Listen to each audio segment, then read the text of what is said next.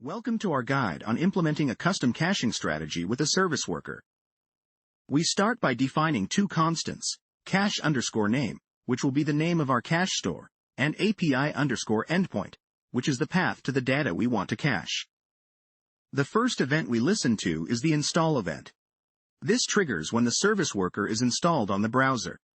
We use this opportunity to open our cache store by the name specified in cache_name. Inside the install event handler, we use event wait until to extend the install event's lifetime. The cache's open method is asynchronous and returns a promise that resolves to the cache object. This ensures the service worker won't install until the promise is resolved. Next, we listen to the fetch event, which is fired every time any fetch request is made on the client's page. This includes API requests, image loading, and more. Within the fetch event, we need to filter out the requests we want to manage. We're specifically concerned with requests made to the API_endpoint. We use cache's match to look for a matching response in our cache. The cache's match method tries to find a cached response that matches the request. If a response is found in the cache, we serve it immediately.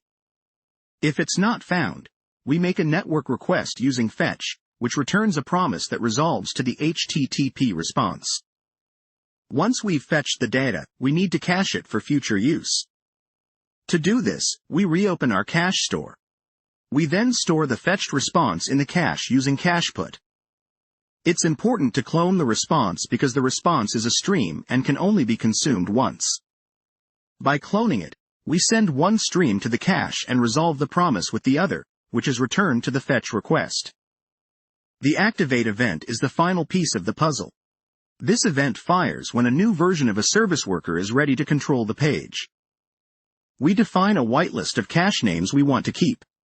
This is critical for managing multiple versions of caches by maintaining an array of cache names that are in use. We retrieve all the cache names available on the domain using cache's keys, which returns a promise that resolves to an array of cache names. We iterate through all cache names, and we compare them against our whitelist. Any cache not included in the whitelist is considered old or outdated. For every cache name not found in the whitelist, we delete that cache using cache's delete. This method ensures that old caches are not taking up space and that users always get the most up-to-date content. We wrap our delete operations in promise all to handle them concurrently and to ensure that the activation step isn't completed until all outdated caches have been removed. This concludes our custom caching strategy with a service worker, emphasizing performance and reliability for API requests.